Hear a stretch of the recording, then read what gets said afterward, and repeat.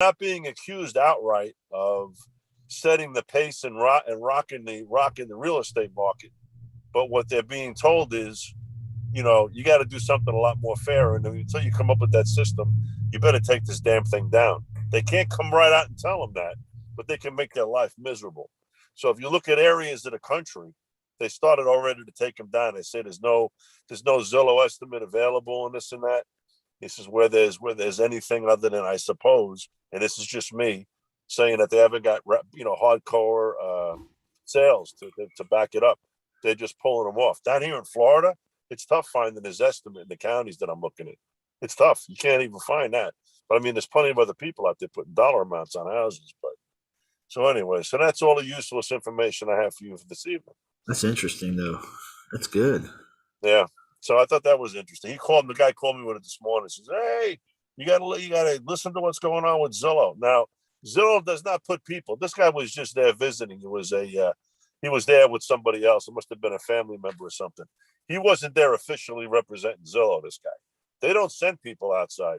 You can't talk to them. It's like dealing with Facebook. From what I understand, anyways. So, anyways. So let's see who we got on the call here tonight. We got anybody here? We got a few people. Oh yeah. Vaughn. Yeah, we got Vaughn, Jason, Don.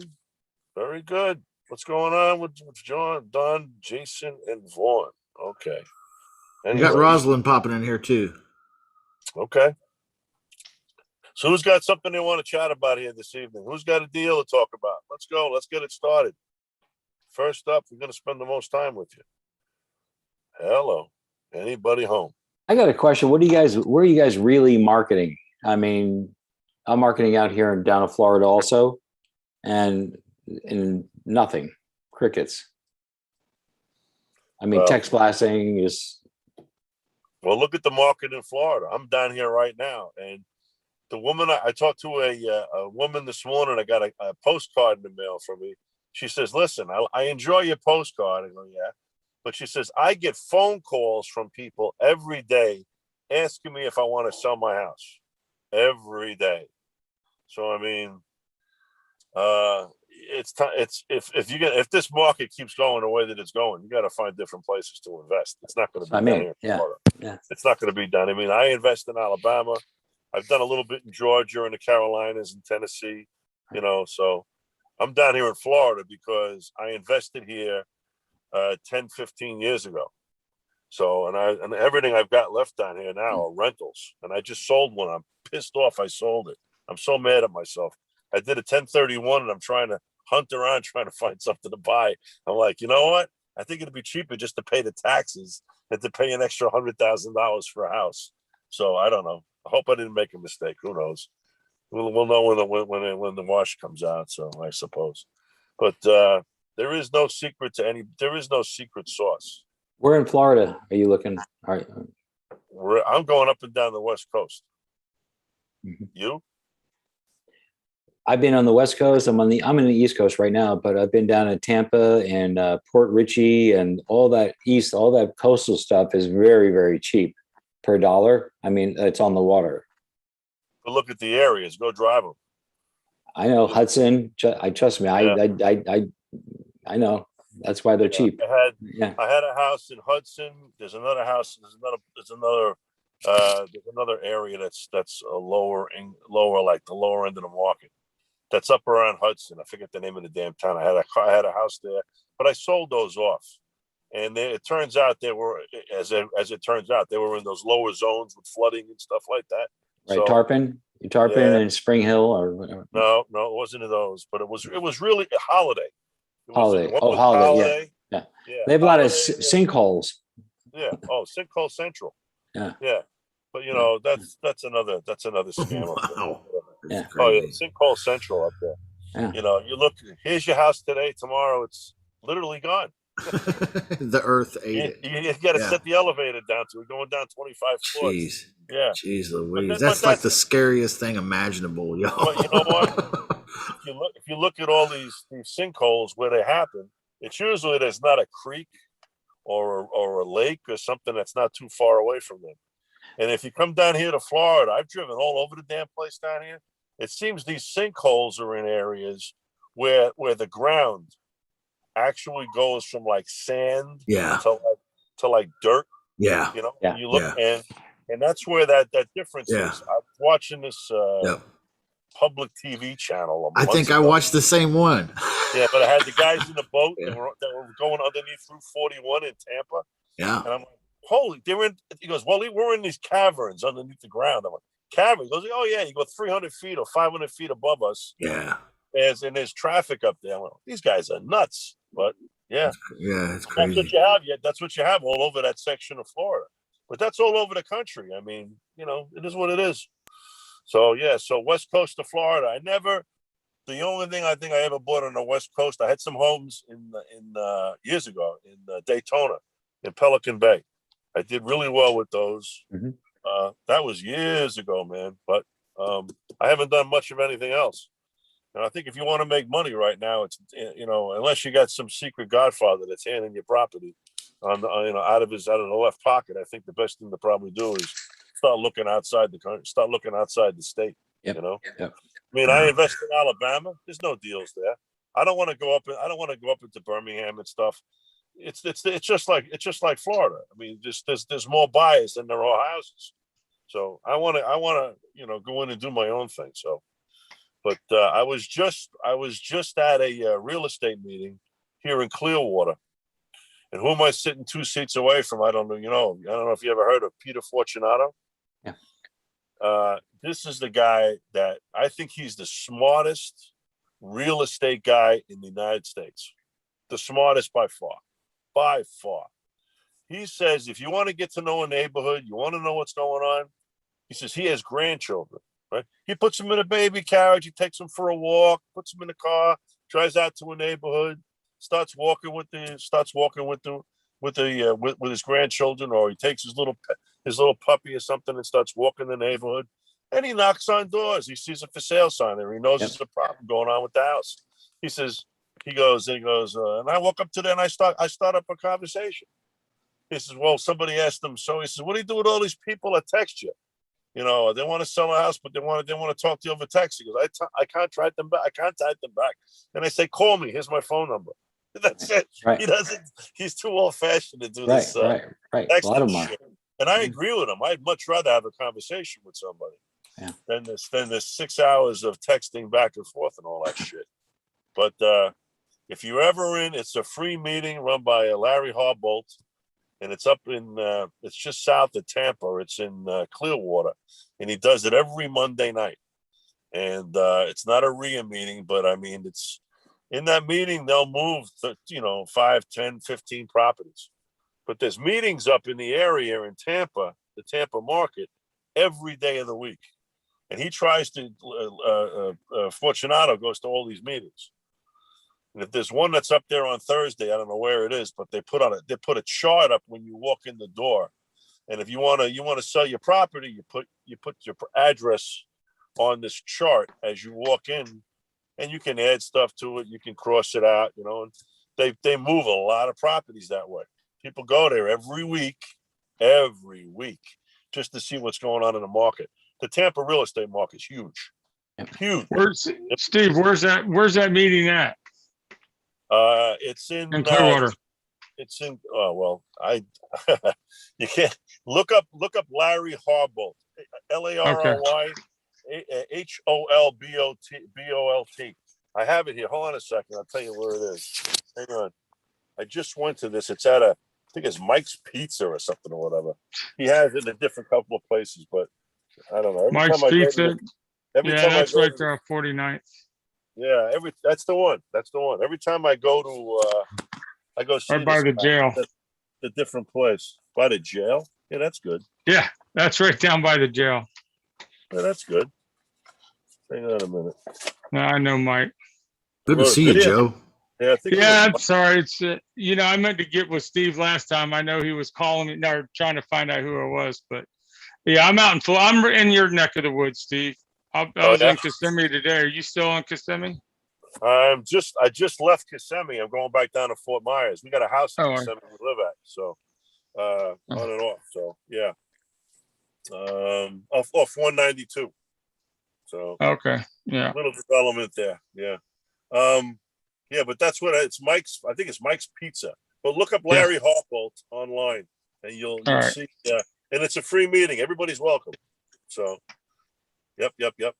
Anyways, so we're just chatting about the West Coast.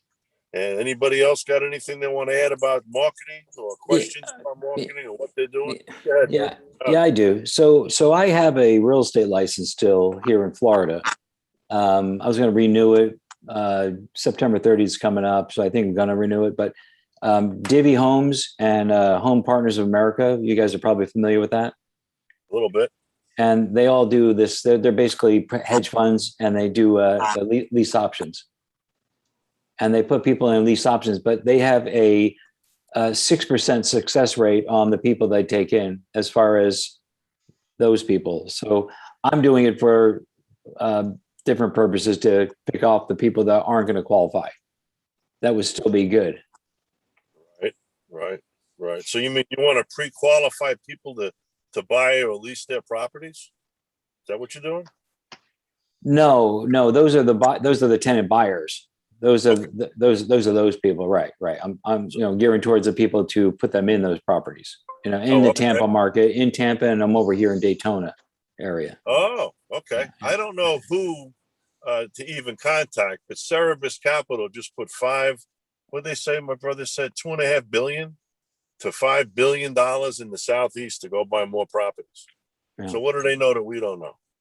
At this market value, who knows? At this market value, why are hedge funds still out there buying? They don't think the bottom's going to fall out of the market? I don't know.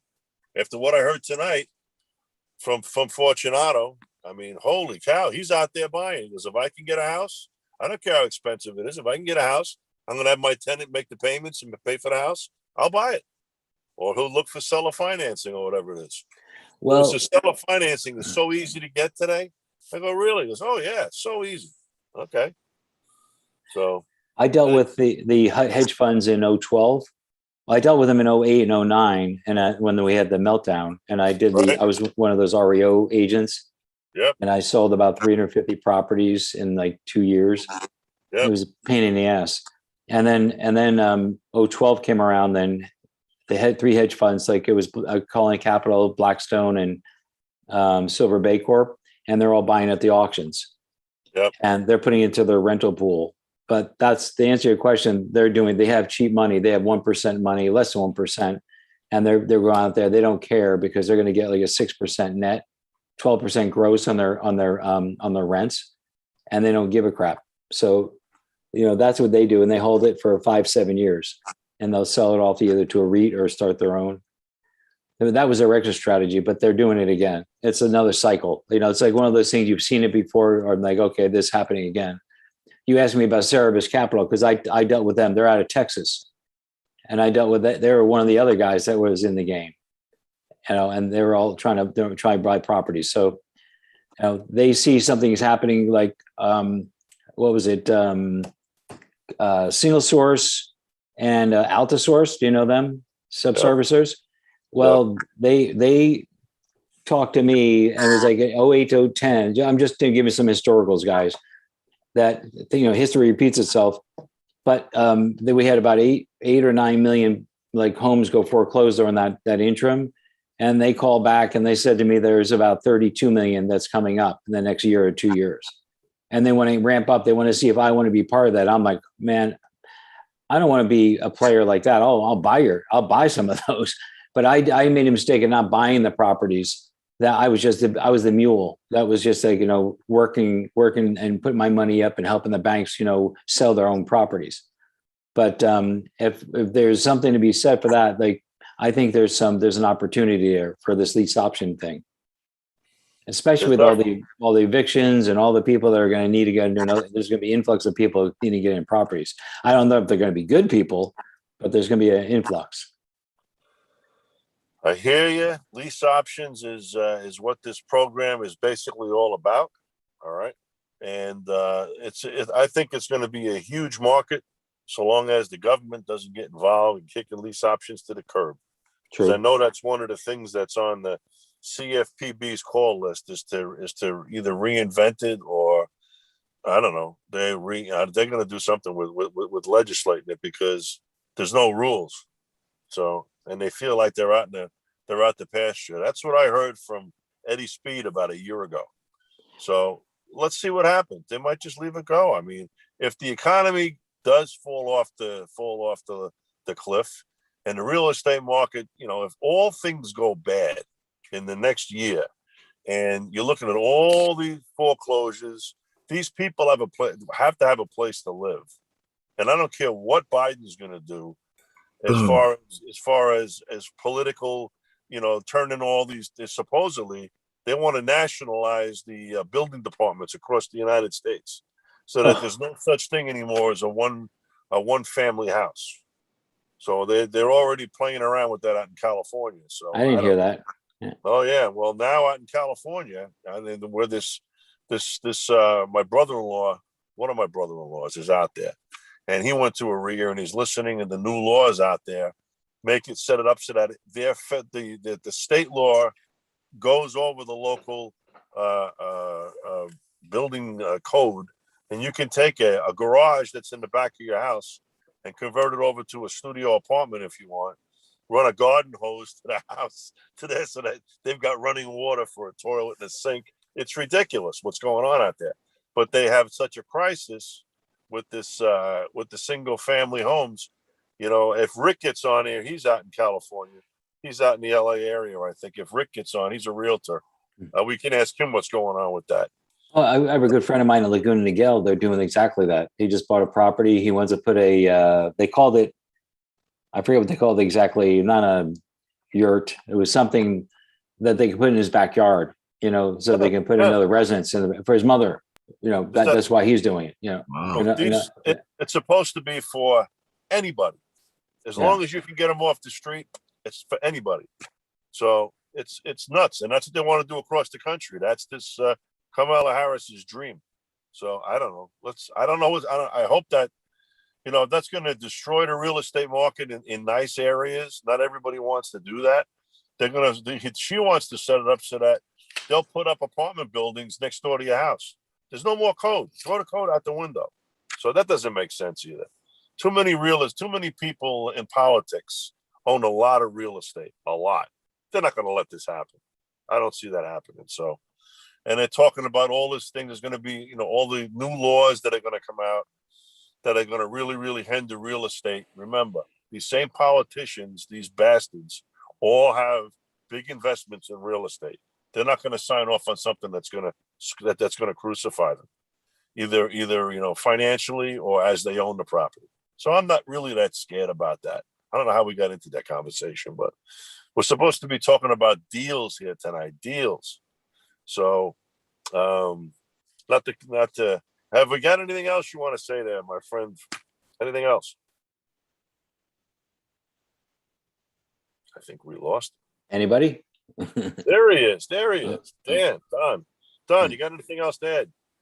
No, I was really kind of looking at the trends and wanting to know what direction to go. Because there's so many different areas. I don't want to be so pigeonholed to, thinking just this market that I'm in. Because it's too hot. It's, instead of 3 days in the market, it's 7 days. It's still fairly hot, and it's not a market to be in, for this stuff. But what markets outside there, all you can do is sit down with a spreadsheet and start going around the country or going around the state and see what's good and what's bad. And right now, if the market isn't really on fire there's a reason why. There's areas in the country that are actually not going so great, that are dropping. There's that company that's is in Florida. I forget Ken. Oh, I forget his name. He's in that tools program, that tools webinar that we did here on one of these classes a while back. He supplies software. And you can go in any zip code, any town, any state, any county across the United States, and you can look and see by the real numbers what's going on in those areas. And he just makes predictions by real numbers, and the guy in the last 20 years hasn't been wrong. The hedge funds were basically the people that were buying all this software, and he went off and he broke it down and he went into more detail and spent a lot of money on it. So now what he does is he offers it to anybody that wants to pay, and you can buy small divisions of it for real small money. I might bring him on here on a Monday night and let him make a presentation because it's really good software. That'd be incredible. Yeah, Ken Clothier?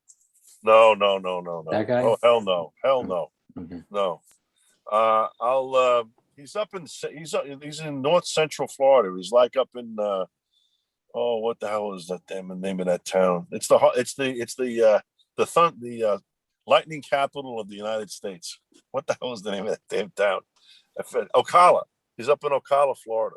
The lightning capital? Wow. Yeah, that's the lightning capital, man. You want to go to a place that has storms? Holy boy. Orlando's not far from Ocala, half an hour, but man, that's considered the lightning capital of the country. Yeah. But Kent, I'll remember his name after I hang up here, but I'll get it for you. We'll talk about it next Monday night.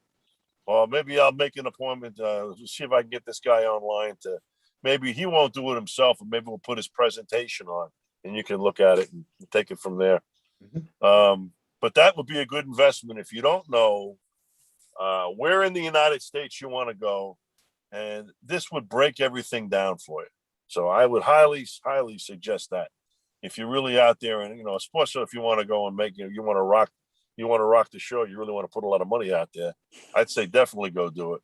This is what the hedge funds use. This is where they're not jumping into these markets blindly. They're doing it because they know what the hell they're doing. So simple as that. What is this guy's name? I'll never. Now it's going to drive me nuts. Jason says Ken Griffin. Nope. Okay. Nope. Sorry, Jason. Sorry. Nope, that's it. Appreciate it. You don't get a chocolate cookie for that. You get a cinnamon cookie for that one. Okay. All right. I'll take. I'll take it. You type if somebody wants to take a look. What is this guy's name? Just put. Oh, damn it! Now can't remember it. I'll keep thinking. I'll keep trying to remember it while we're on board here tonight. So, what else? Somebody got a deal? Come on. Yeah, I ain't got a deal, but I'm working in another market though. I'm working in how we doing? Can you hear me? Yeah, Rosalind, where you been, babe? I've been here all the time. I'm just letting you talk. You got me on a hedge fund there. How can I help you? No, I'm just saying, what I'm doing right now, I'm working in Indiana. Indiana's a hot market right now, y'all. They got a lot of stuff, areas like with the rough areas in there. People are buying like crazy because that market. Yeah, I love the flyover states, Rosalind. Yeah. That's a flyover state, right? It's known as the Rust Belt. Yeah, because they say the Rust Belt. And I've been doing my due diligence for like about 3 weeks now, and they're even the for sale by owners are on Craigslist, even like giving houses and say, okay, give me 300 down and then pay 1,000 a month. But pay us on this call as experts, I think we can change that whole situation over. And then they're saying something's going to happen in November with the tax liens or something. I'm just doing my due diligence. That we are going to give away property. So look into that market. What do you want to do? What do you want to do with these houses? I'll probably lease auction them, or if I can get. Who cares? Who cares what all that stuff is going? Have them sign them up. Just sign them up. Yeah, that's what I'm saying. I'm just trying to feel the market and know the market. I don't want to sound like an idiot out there, I wouldn't worry about all this. I wouldn't worry about all that. The thing is, you know what? Just go out there and put them on paper. Put them on paper. You can always go back and do something different. Rosalind. So my question to you, because if you see on Craigslist when someone says like you put 300 down, and because they sound like they're experts like us, but you pay $1,000 down, you're only paying 300 a month, and you can pay off any way you want, when you want to. I was thinking of BBB, the lease options. What do you all think about that? Well, you got to be careful on Craigslist, okay? Yeah. Because there are no police watching Craigslist, as they say. There is no Craigslist police. Okay. So on Craigslist, basically, Thank God. unless, in Craigslist, you got you know, 2 or 3 people complain about you, I think, and they just take you off or whatever. But Right. but be that as it may, all right. A lot of what that stuff is just list building. Yeah. They're building a list for when they finally get a house or whatever the deal is. They've got a list of people to go after. You ever look at stuff or look at an ad or a sale and it's just too good to be true? Most of the time, they're just building a list. Yeah, you're absolutely right. But my cousin's down there doing a flip now. He's probably make 150 off of one.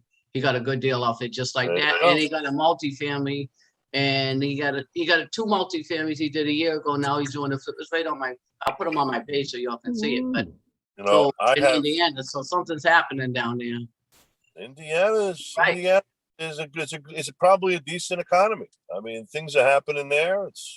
Yeah. It is what it is. Yeah, it is what it is. Very good. Yeah, you're Now, right. yeah, Hey. Vernon just checked in with us. I love Indiana. I also like Kentucky. Yeah, Yeah. I'm getting into that too. If I can get Indiana, I went through the whole circle there, Kentucky to Indiana. It didn't Yeah. make sense Boy, oh because boy. everybody's in these hot markets, and it's overbearing. You know what I mean? Yeah. So you need to go somewhere you don't hear nobody talking about. You know what I mean? No Yeah, matter and where- sometimes these country towns are a little hotter than you might imagine. Yeah, exactly. It- You know what I it's mean? I mean, not it- country town, but you know, like smaller. You know. It's Yeah. everywhere. It's everywhere right now. Right. You know, it's everywhere. I was with a fellow this evening, and he follows the markets. He follows the money and all that. Very, very, very smart guy.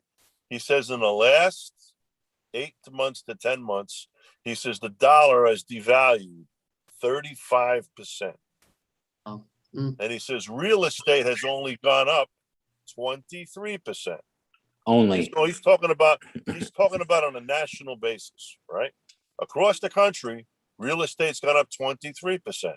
So they asked him, "Are you still buying houses? Are you ready for the crash?" And he says, "Look, I'll buy every house I can find. Every house I can find. If my tenant's going to pay me the mortgage and pay me for the house, well, why wouldn't I buy it?" So Makes sense. Yeah. this is the smartest guy in the real estate business. That's Name the is way we ought to be thinking Steve about it too. Fortunato. Yeah. Yeah, it's definitely Absolutely. it's definitely the mindset because I never, when the wave's going this way, I always think different anyway.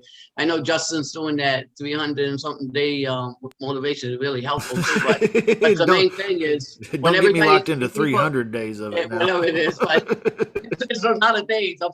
We're still doing it, but anyways, my point is that by him saying that you can't listen to everybody like you doing. Just do the damn thing. So that's what I'm saying. Anybody else on this call, Oh, it's just still get in looking- a market that you hear nobody talking about. You know what I mean? Even if it's Alaska, just go over there. You know what I mean? Well, Yeah. you know, if you're not going to have any risk in the deal, Right. but $100 bill or something like that, and putting it under an option or putting it under a contract for sale, Right. do it. That's it. I don't care what's going on with sales tax, or Yeah. the laws, or liens, or the water is polluted. I don't give a damn. You know what?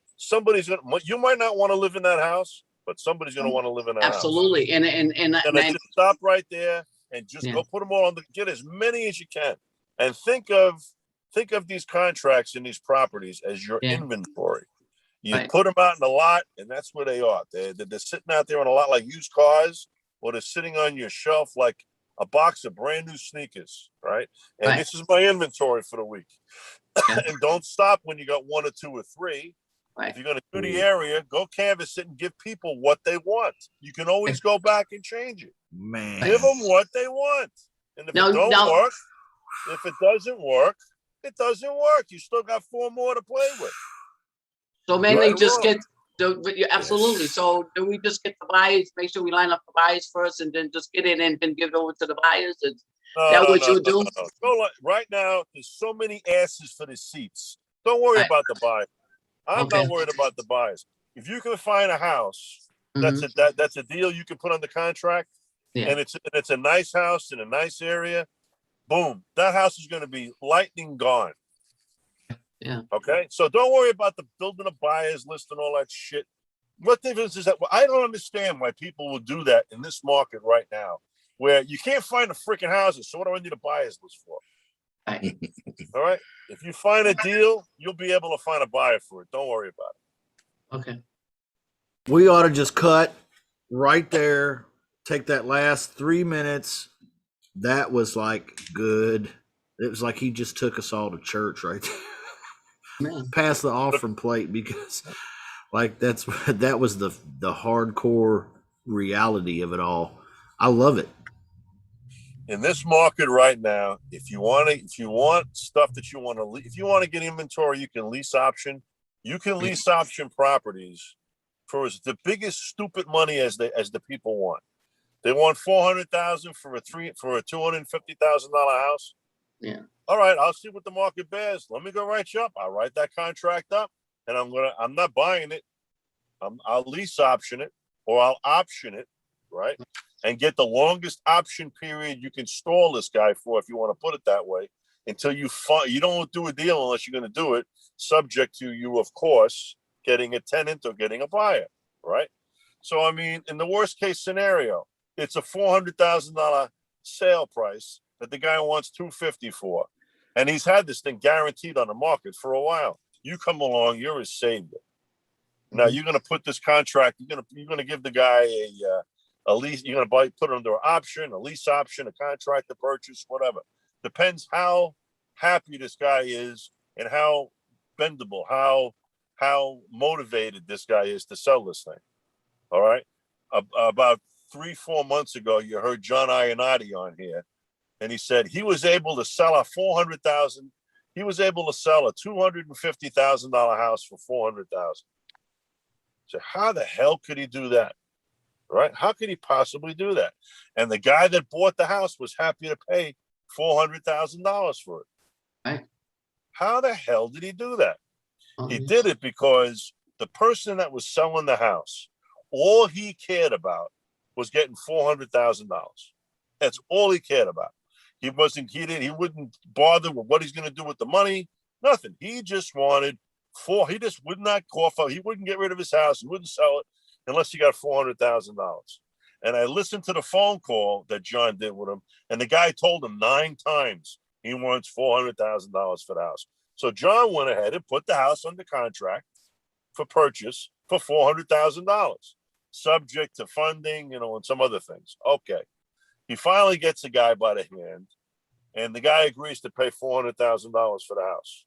He's got, I think it was $50,000 to put down, and he wants to get some real good lease finance terms on this thing. So John picks up the phone. He calls the guy up. He says, I got good news and I got bad news for you. What do you want to hear first? What's the good news? I got your house sold for $400,000. He goes, holy cow, that's great. Wow, what's the bad news? He says, well, you got to do some financing on this thing. I got to get those guys willing to come in the door with $25,000. Maybe I could push him some more. Guy goes, great. Get me the rest of the information on it. Let's put a deal together. All the guy wanted to know was he was getting $400,000 for the house.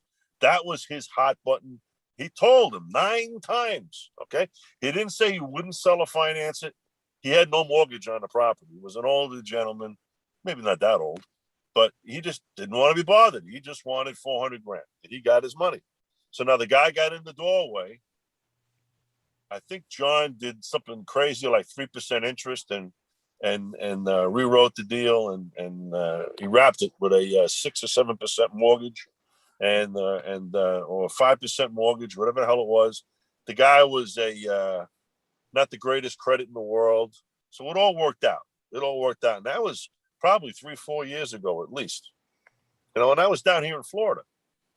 So, but how do you listen? If I've got a house on the ocean, not in California. No, I don't, but I'm going to tell you, I'm going to ask you this. All right. And this question, hold on a second now. This question's for Rosalind. Okay. Rosalind, this house is worth $2 million. All right. All right. Yeah. I want $2 million for it. Would you buy it? Would I buy a house because you want $200? No. I want $2 million. Why not? You didn't ask me what my terms are. You're right. So you got me. All I want is $1,000 a month. Would you buy it now? $1,000 a month till paid off. And it's Right? worth is it worth 2 million? It's worth $2 million. We're really driving the numbers. I'll right. buy it. I wouldn't. Maybe I'll tie it up, but I'm Okay. right.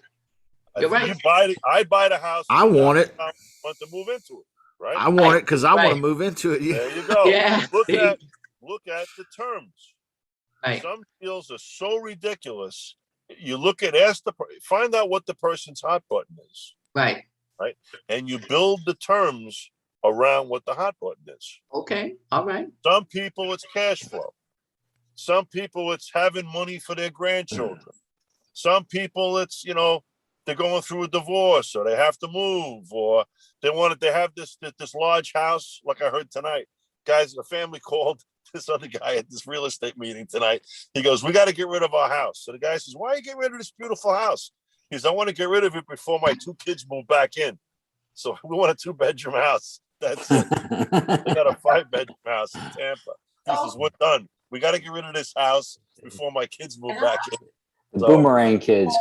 Yeah. So I laughed. The whole place laughed like hell. So, everybody has a reason. Nobody will tell you they just want to put money in the bank, and it's all about terms. Don't be afraid. Put a deal under contract. Don't talk terms. If they offer you terms, make a little note, but do all your deals for cash.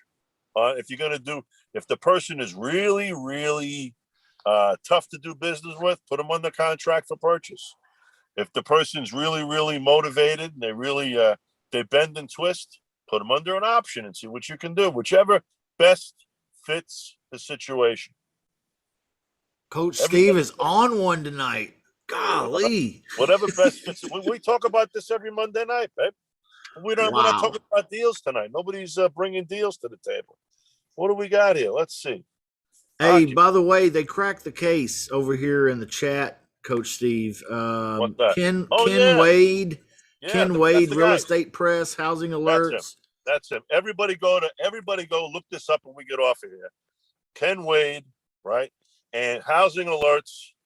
This guy wrote the book on numbers, on looking at real estate over terms of time and looking at it, taking all the personality, all the feelings, or what I think of, by the seat of your pants, what people are saying, forget it. He makes decisions based on numbers. And he says, listen, if I take $100,000 house and I just pay $100,000 for it, it's total value. I buy it on the MLS in an appreciating area that makes 3 or 4 or 5% per year. I buy it there. I see when the market starts to move. I sell out. I go to the moving market and I take all my money out of this and I put it into the next market. He has a video, I'm sure, on his website that you can watch, and it explains in detail what he does and why you'd want to get involved with this thing. So, I mean, I highly recommend it. So, yeah, Ken Wade, whoever cracked the code on that, he gets the Cookie of the Night award. It was Don and Vernon. Oh, yeah. Don and Vernon get a cookie tonight. Yeah, you both get cookies. All right. There you go. So what else, gents? What else? Who's got a deal? We got to talk about. Somebody said they had a deal. Hervik. What's going on, Hervik? Hervik, I talked to during the week. What's up, man? What up? How you guys doing? You're the man. What's going on? What do you got? I got this deal from sending text messages out. I did a scrape on Zillow, and I sent out mass text message. Congratulations, dude. Congratulations. Thank you. It's a lead over in Columbus, Georgia, and Okay. the guy said that actually him and his wife had already been approached by another buyer that wanted to lease to own it, but the guy didn't come through. He said the guy wanted to put $40,000 down, which I didn't I didn't run with that, but I collected some other information. That's why the guy didn't come back. Yeah. So It seems it was the buyer's idea to put $40,000 down.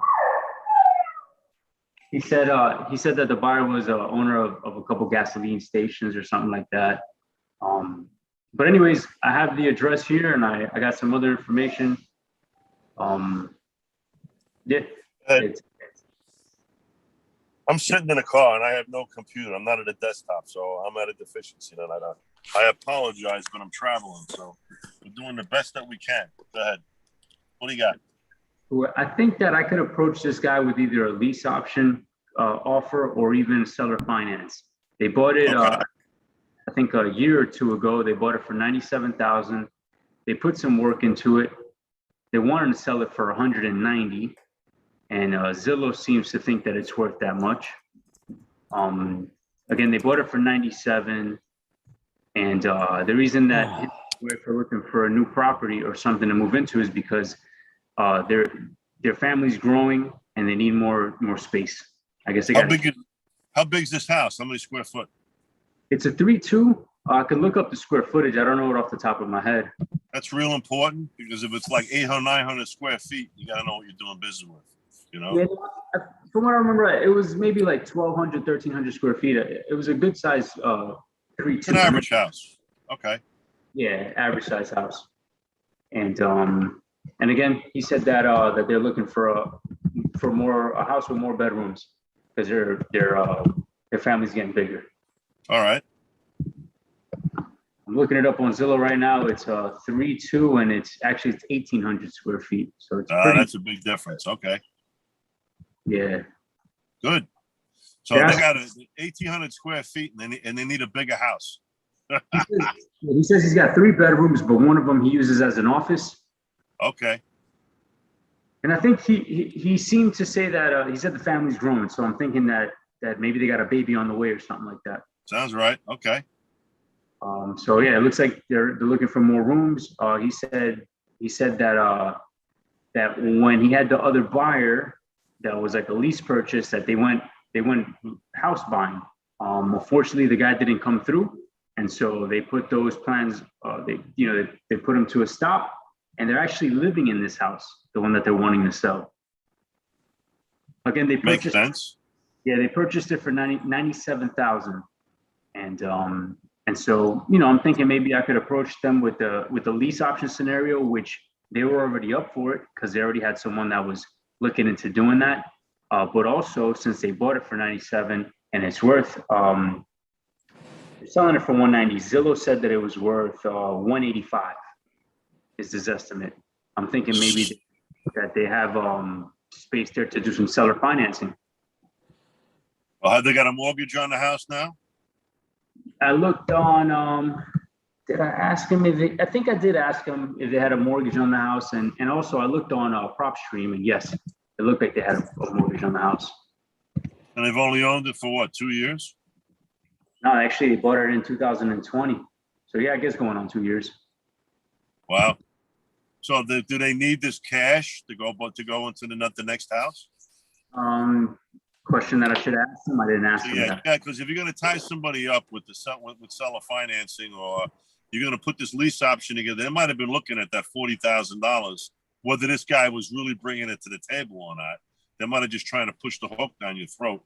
They might need 40 grand in order to make their deal, in order to buy that bigger house. 40 grand on a $200,000 house. It's 20%, whatever. I don't know. So that might be what they're looking for. You got to find out, number one, if they're able to do this financially, or do they, do a seller finance, or do a subject to, taking over the existing mortgage, or do a lease option. There's a few ways you can go, but it's all going to be mute if they need their equity for their next house. Yeah. So that's what you got to find out. If they're willing to, how long has the house been on the market? Tell you right now. What's that? Just give me 1 second. I'll tell you. It should be on Zillow. You look at history on it. Yeah. I'll go to Redfin. Not Redfin. What's the other one? I don't know. Somebody sent me today. They listed it on the 19th of July. So going on a month, 27 Wow. days. So there's nothing, you don't see anything else on the history back where it says prices and all the rest of that? No, See if it's been on and off. Yeah, they purchased it in 2018. So it has been, I guess it's 3 years. according Okay. to this. That's even better. They paid their mortgage down a little bit, at least something anyway. $20 or $30 anyway. so, okay. So I mean, you got to find out what the motivation level is. You got to find out where the pain is, what they need. If they need money, you might not be the guy. All right, because you're not going to bring a lot of money to the table. They might need money over their loan. If they don't need the money and they're all set with the next house, all they want to do is move. That's probably not logical. It's probably illogical because they probably need the money out of this house to move to the next one.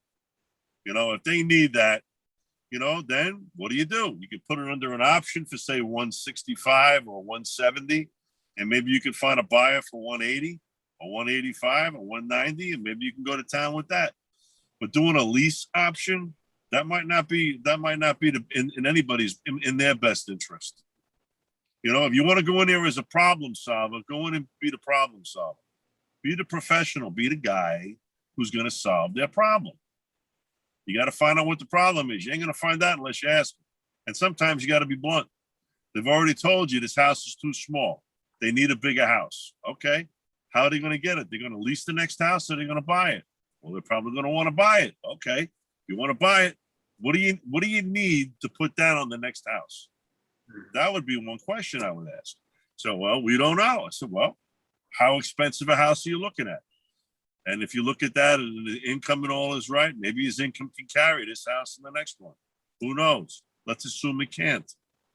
So take buying the property subject to off the table for the time being, and just look at doing an option.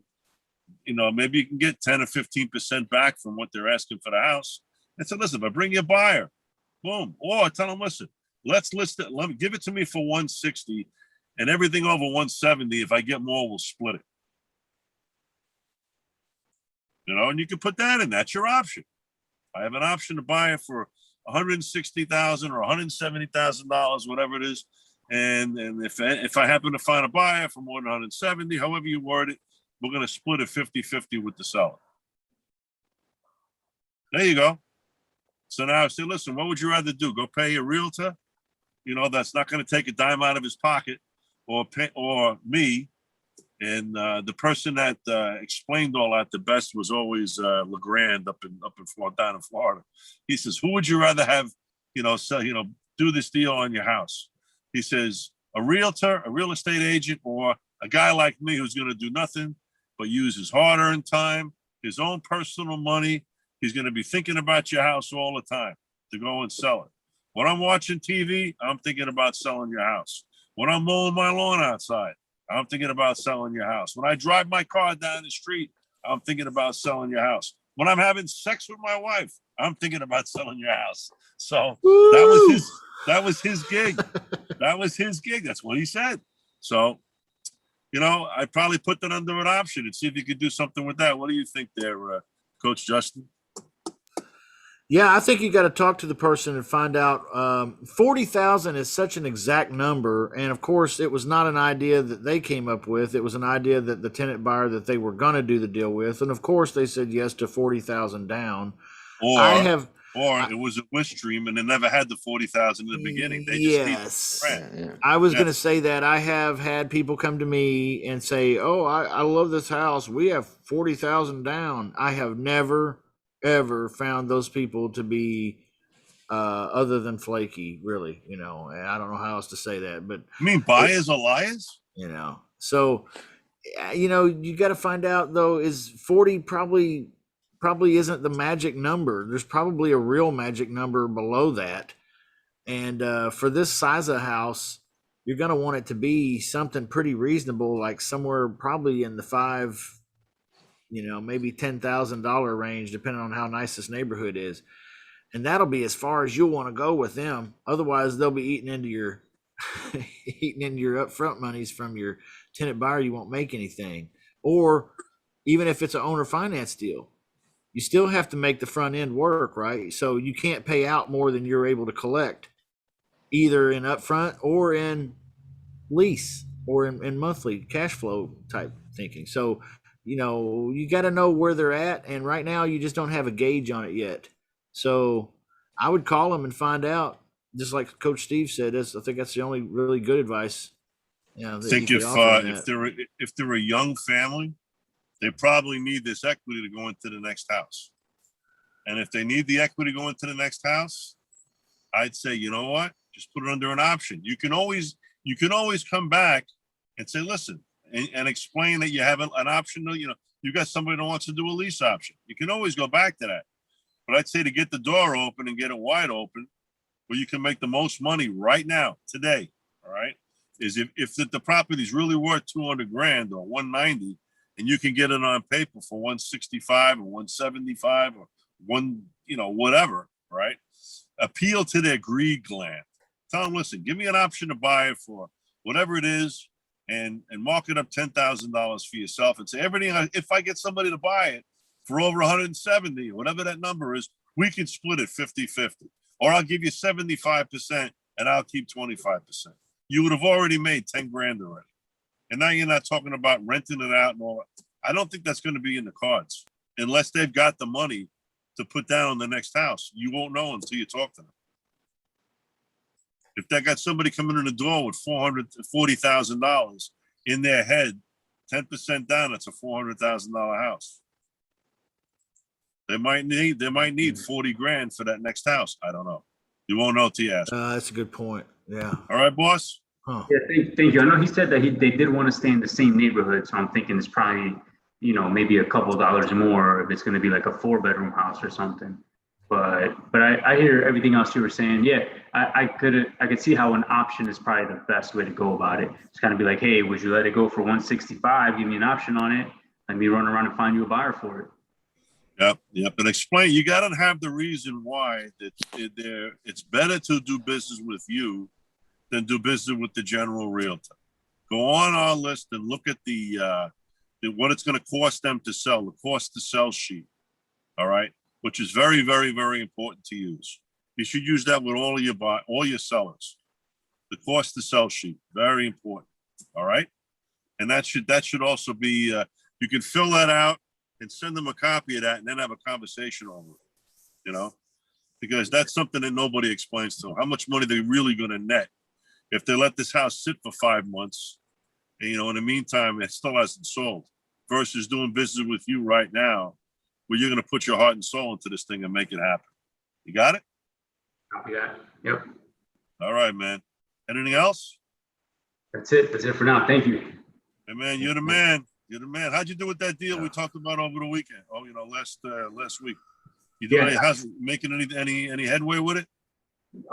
So the seller told me that she had a family from Chicago that was flying in to look at the house, and then boy, more drama. Give her a call. She said a week from today. She said so. I told her I'll follow up with her at the end of the week, meaning like Thursday, Friday this week. That's all. But she's open to a lease option. She's open to it. Listen, you're the boss. You make the rules. You're the guy you're the guy on this side with the cash or waving the green. So you make the rules. So listen, well, call me back in a week. So I don't think so. I'll ring you back in 3 days. And what's the worst they can do? That's all. You make the rules. I'll call you back at 6. How about I talk to you at 5:30? So yeah. All right. All right, you're the man. You keep it going. Appreciate you calling in. Who else we got tonight? Who's got a deal to talk about? Hey, Steve. Hey, man. Mag, what's going on, Mag? Put your camera on, man.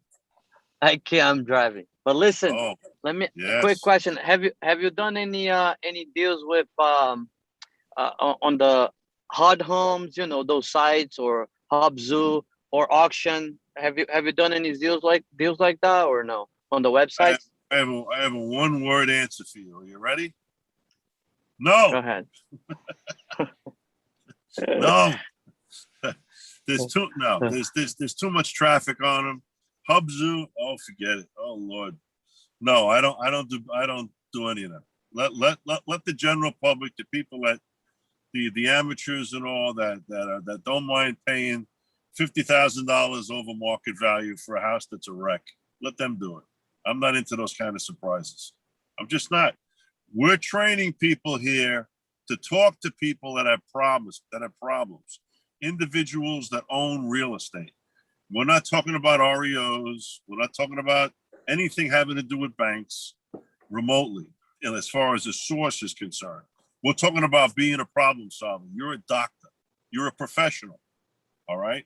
You shouldn't have to beg anybody to talk to you. You shouldn't have to chase after anybody. You're solving problems. If you're going after people that have problems or may have problems, you build a relationship talking with them, and you talk to them like you're their doctor. You ask the right questions. And you don't take, and if it sounds like you're going in the right direction and they start clamming up on, don't take no for an answer. I don't. I'm a bit, I don't know.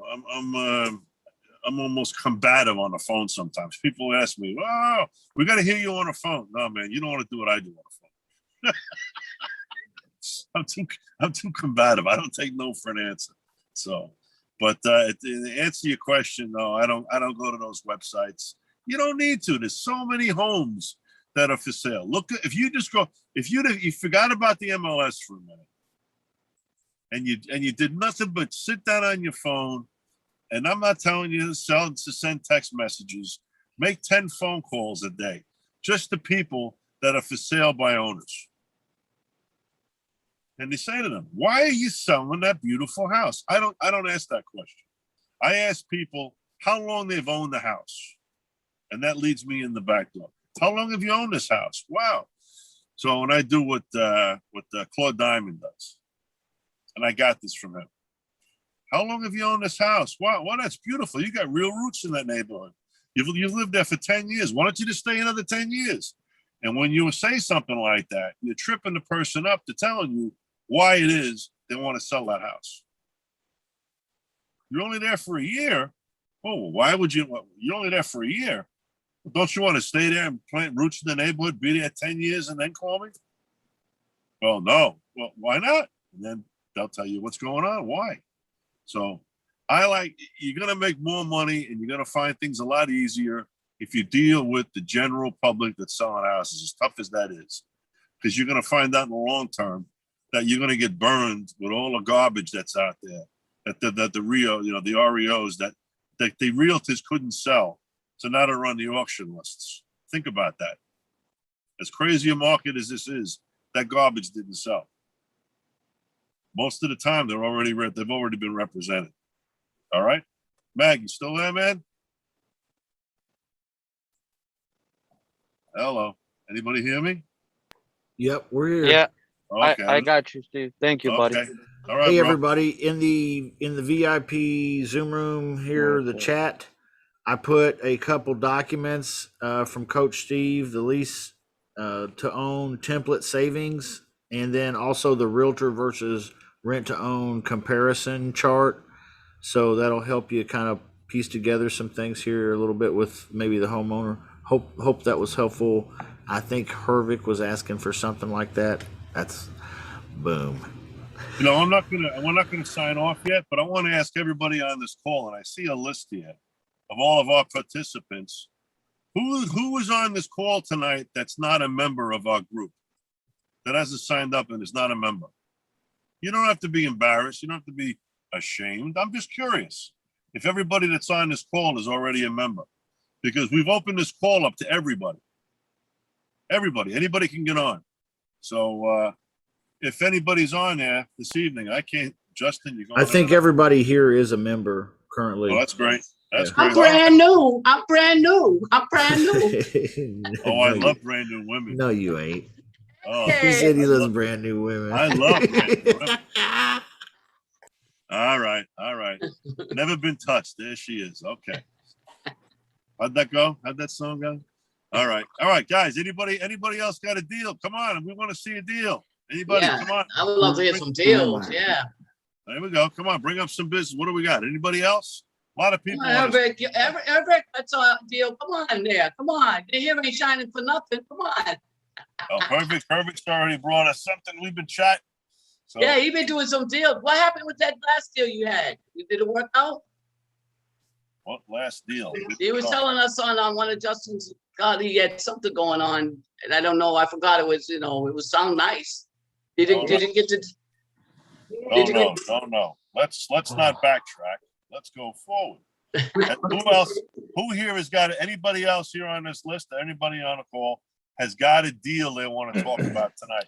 Whether they're trying to do it, whether they walked away from it, they didn't think it was a deal, whether they just got it in contract or whatever. Who's doing some business? Who's got something to bring to the table right now? Before we go off and we just start talking in tangent about anything. Anybody else got something to bring to the table? Going once. I just got one thing to say though. My man, what's up, bro? I just closed the deal with a real estate friend. I probably known him for about maybe about 12, 13 years now. Wow. And I think all of us, especially as new people, if we're not real estate agents, we should at least get one, maybe two, depending on the different locations you're working in. Get one or two in your pocket because they're very, very, very helpful, especially if they're working on your side. Very important. Thank you. Good note. I wouldn't be able to close. It was he sold the house for 430. I wouldn't have been able to close that deal without him. Very good. You want to give us some bits and pieces of the deal? Oh, it was a short sale. It's a short sale. It's a short sale. Took about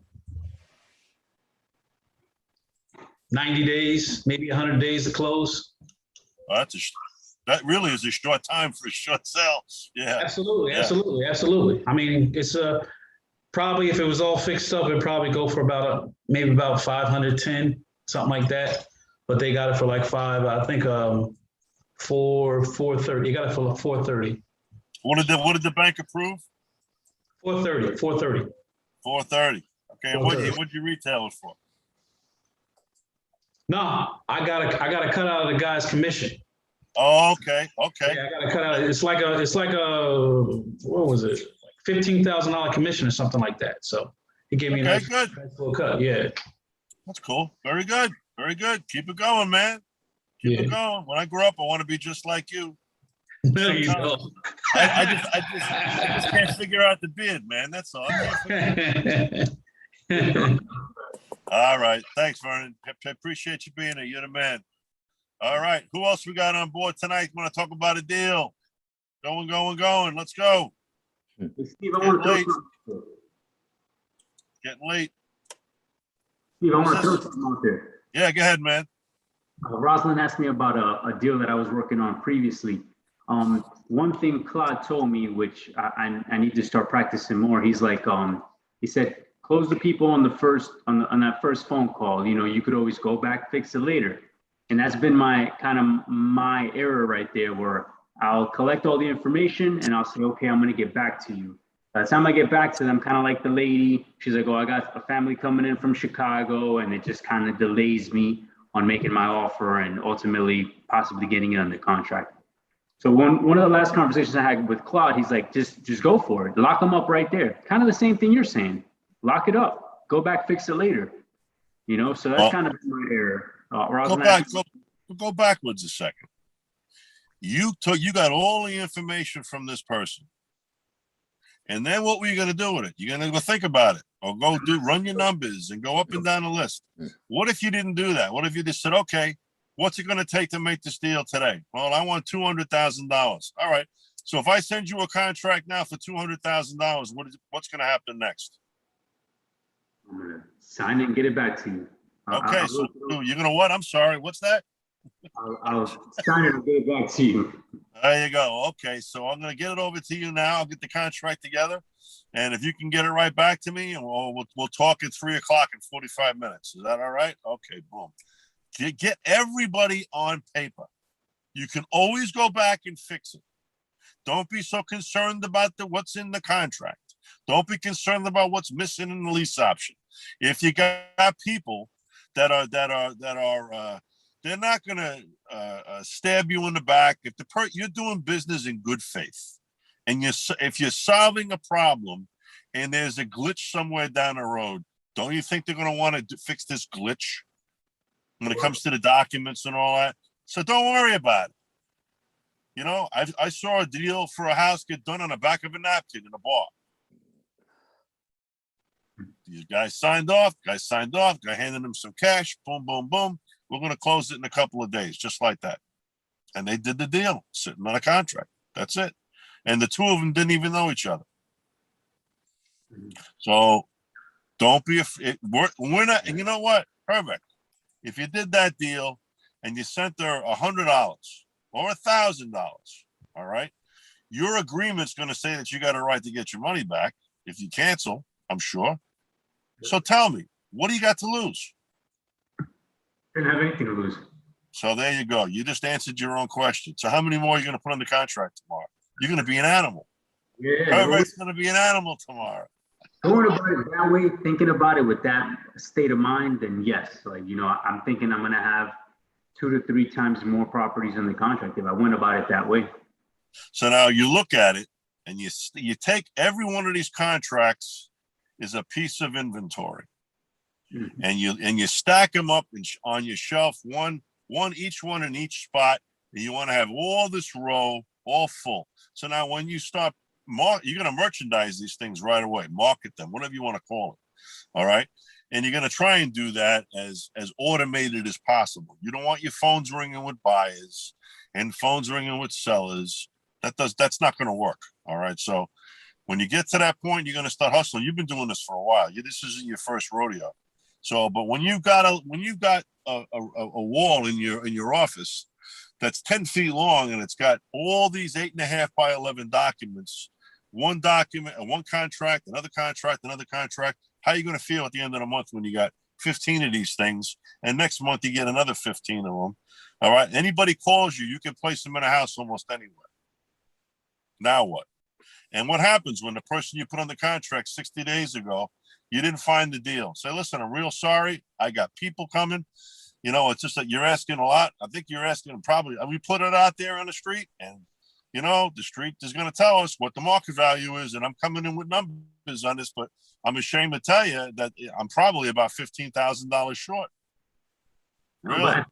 By that point, you already know where you need to be, right? 60 days later. Yeah, well, but I'm saying that the person that's the owner is still sitting in that house, and you better believe they're watching that clock and they're looking at that calendar, and they might be calling you now every day. What's going on? What's going on? What's going on?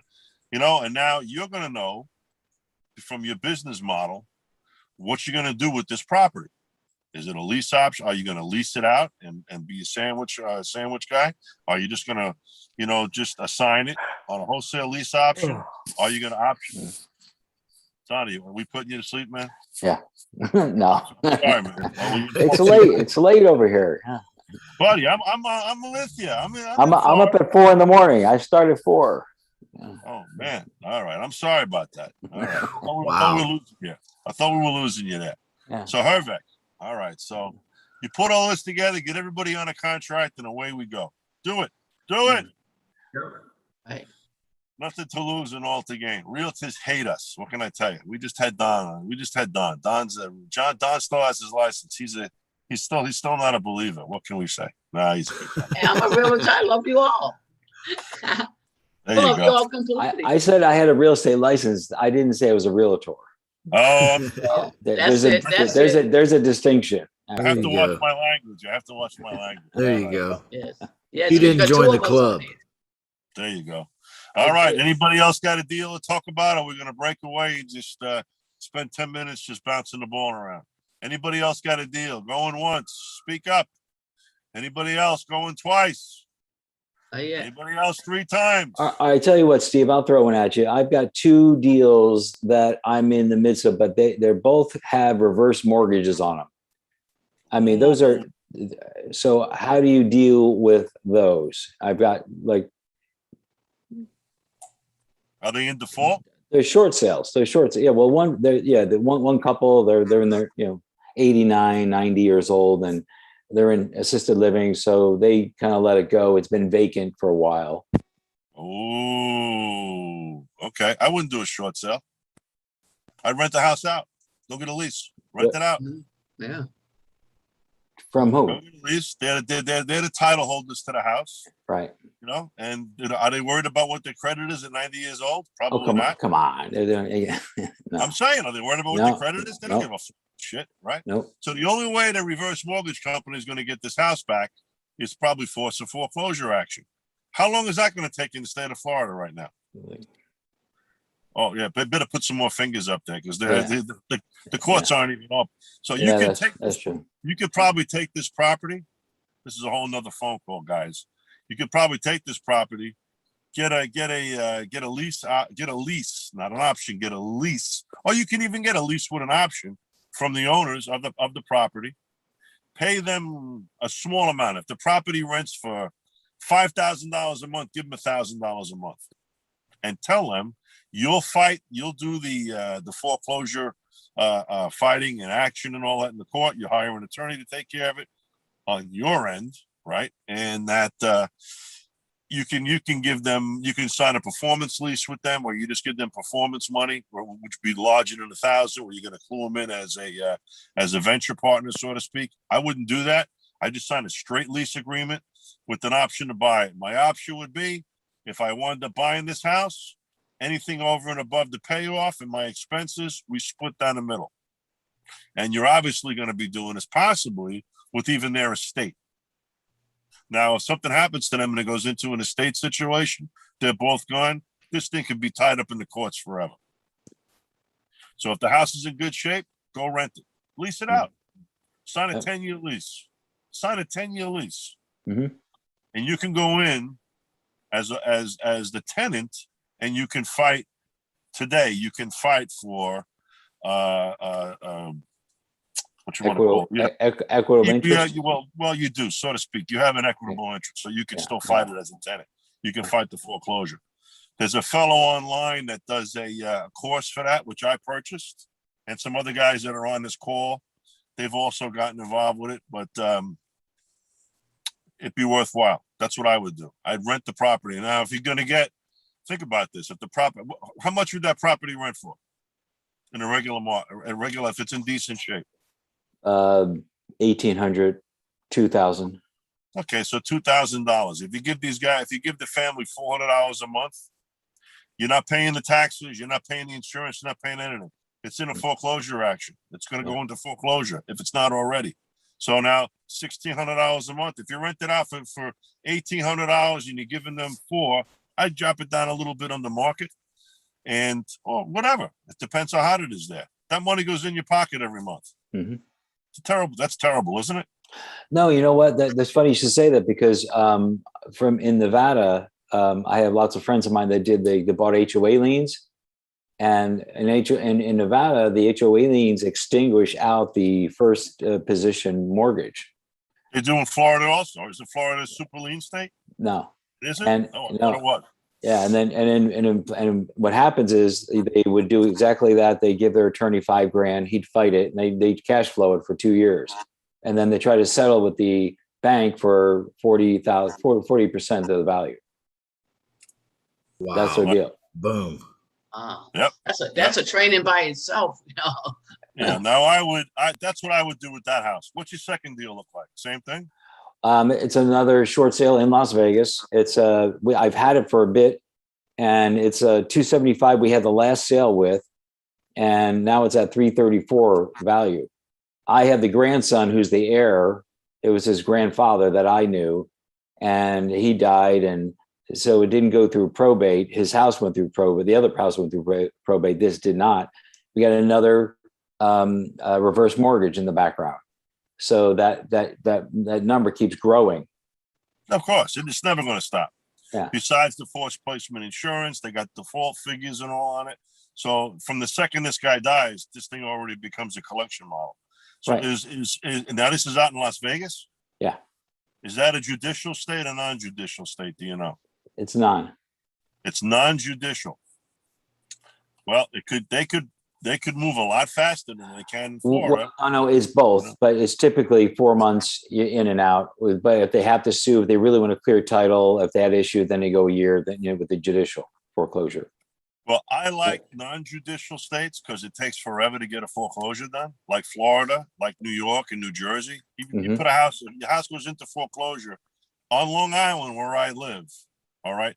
So accordingly, the courts are only up to foreclosures going back to 2017. Can you imagine this? So these houses that they claim now that are going into foreclosure could be sitting empty for 10 years. I can't wait to get home. You know what I'm going to be doing.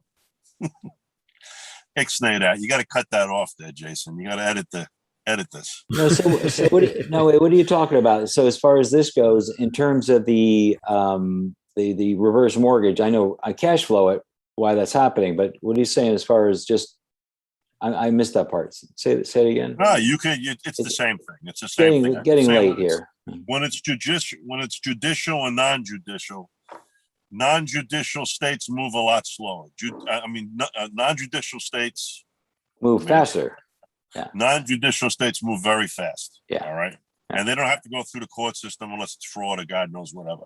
Right. So, then if you're telling me that Nevada is a non-judicial state, I might think of a different exit strategy for that, but there might not be one. There might not be one. You might, I heard on a podcast the other night, instead of doing this fellow doing short sales, he goes directly to the law firm who's handling the foreclosure action and makes an offer of settlement. Okay. But directly an offer of settlement. That's it. So if you got a buyer for this house for $300,000 and they're at $400,000 and change, the offer of settlement comes from your attorney. Okay, that's come from you. They'll tell who the buyer is and everything, but it should come from another attorney. And the attorney, and they, for whatever it's worth, it's both credibility, right? So, but that's what I'm told that this one fellow does. He was doing short sales. He says, forget it. I'm not doing that anymore. This is the quick and easy, down and dirty way to get this thing done, because these attorneys have a lot of juice when it comes to going back to the bank and saying, hey, you can pay me more. You can pay me a lot or pay me a little. Which way we're going to go? You know what the average foreclosure costs the bank? Holy good God. So if they can get in and out, and then, they're also talking about, letting the house sit there all that time if it's empty, and vandalism and breakage and all the rest of that. So, all right. But, you might think about doing an offer like that. If you know the house and it's all good, and it's worth it's worth making an offer on, and do it, and try and do an offer of settlement, and then I gather you just get the deed directly from the state or the trust or whoever is controlling it. The bank's out. They're just going to settle their lien and make sure there's nobody else, that they got no more partners with any of the liens or judgments against the property. Right. All right. How's that? Information. All right. Yeah. We're going back to oh God, I don't even know what time it is. Let me hit the button there. Oh my goodness, 10:22. I got 150 miles to drive, guys. So let's either wrap this up or tell me we got a deal, or we got 5 minutes to freewheel. Anybody else got a deal they want to bring to the table? You want to talk about? Going once, going twice. All right. Who wants to open it? Anybody want to just talk generally in the next 5 minutes about something else that's going on in real estate? We can talk about that, or we're closing it out. Everybody, here's your chance to be a star. Wow, crickets. How about Vaughn? He's always got a deal going on. I don't know him, but he's always got a deal going on. Vaughn is the man. Yeah, what's going No, on, no. Don? Dude, past few days I've kind of been out of the game, guys. I haven't even been to work. I just been super sick, man. So kind of just sitting in, just soaking it in. But no, I'm still working on that same one. I'm still working on. I got a couple people. I'm talking to tenant buyers for a lease option, and one person said they can bring in 8,000, and they never went to view the property. And but I got a lady that says she has 5,000, so I think I'm just gonna have to bite the bullet and just take 5,000, I guess. You want to see proof of funds before you do anything. Okay. Ask for proof of funds. I do it. So listen, we're going to be talking, and you know what? That's going to settle the gray, the bias from the bullshit artists. All right. So listen, I've got other people looking at this property. If you want in, I got to see proof of funds for at least the $5,000 that you can put this deal together. What time today? And proof of funds, all I need to get is a picture of your checking account statement. You can white out. You can change the account number on it, but it's got to have your name on it, and it's got to have a balance on it. Are we in? Or are we out? And don't say it like I just. Right. Say it And, nice, right? So. How much time you got left on that, Vaughn? till September 8th. Okay, why don't you hop on my calendar for Saturday, dude? I'd like to work with you on that one and help you out if I can. Will do. Wow. Is that cool? Will you be feeling better by then? And we can, or is that too late? Is pushing it off to Saturday too late? That's like 4 or 5 days away. Yeah, no. Whatever's best for you. I mean, I'm starting to feel better. But Okay. yeah. He gets a check in the mail. He gets a check in the mail. He's gonna feel Well, see, I know Yeah. you do a lot of work during the day with your normal occupation, and then you're free in the evenings. But I'm trying to like be all lazy at night. So Saturday, actually, dude, I'll make time for you whenever I like you. So let's. I like you too, man. How just about hit me tomorrow? up. Can we do tomorrow? Yeah, let's hit. I'm me off up. work tomorrow. I already called out for tomorrow, so. Boom, done, brother. All Awesome, awesome. Yeah, just text me and we'll set it up time wise when's convenient for both. Sorry, right. Coach Right Steve. on. I just And we'll follow up with you. Believe me, I want to know what happened. yeah. Well, it Best sounds group like ever. it's so close to just like you've got it hooked, you've got it reeled in close to the boat. You just need to gaff it now and drag it in. Is what it sounds like. Yeah, that's what it feels like. So I'm gonna try to help you with that if I can. Hey, Jason, Appreciate do you ask for proof of funds when you're putting a deal together? Yes, Justin does. Yeah. Okay. All right. Yeah. I know Justin people does. don't. I know people that don't go out to a house, drive an hour, 2 hours, go out to a house. Gee whiz, the people show up and they waste an hour with them and they got no money. No And money. the Yeah. $8,000 they were putting down, well, I'm getting $4,000 from my mother, and I got $3,000 coming from a settlement, and stay away from that shit. So you know where you're going. Listen, you're a business. Run it like a business, not like a Right. business. Run it Yeah. as a business. You Right. want proof of funds, So that's it. All right, guys. I think we're reaching our maximum point of pain for the evening. So This has been incredible tonight. That was a nice guy. It was like Nice. you were on one Lot tonight. of Man. It was information. just some of the best coaching I've ever experienced. boy, you got a good line of shit. That's all I can say. Fuck, man. What's Good it thing- worth? good thing What's that it I- worth to you? Well, next time I call, you don't hang up the phone. That's all. So all he right. doesn't do that. I'm just kidding, guys. You did a great job, Mr. Driscoll. Oh, thank you very much. More cowbell. There he is. There you go. There you go. More cowbell. So anyway, anybody else got anything last thoughts before we call it quits tonight? Love you guys. Thanks for being a part of Well, this. I want to thank Vernon and Rick checked in. I guess Rick out in good old Los Angeles. We got Jason, Yeah. Herbeck, Vaughn, Rosalind, of course. Rick. Ron, Justin and I. Rosalind, where you been, babe? We haven't seen you in months. Well, I don't like a lot of stuff on my plate, so I just keep one plate on one meat on my plate, and then once I eat the meat, then I go to another piece of meat. Stop You know what I talking mean? dirty. No, she's talking dirty now, man. I know this is. You're the only this one is can catch amazing. on to it. Why you tell the secret, Okay. man? I know exactly. First, she's telling me she's new. She's this. That. Now she's talking about meat on a plate. Huh? All right, I gotta go. This is dirty. All right, hey, listen, guys. Thanks all. Thanks everybody for I'll see you Hi, guys. guys. coming on All right. tonight. It's a great night. See you next Okay. Monday night. Oh, absolutely. It was a great call, and it's a great time to have it. Drive safe, man. Yes, All sir. right. Thank you. Appreciate it. Everybody. I'm out. Thanks. Take care, All guys. All right, much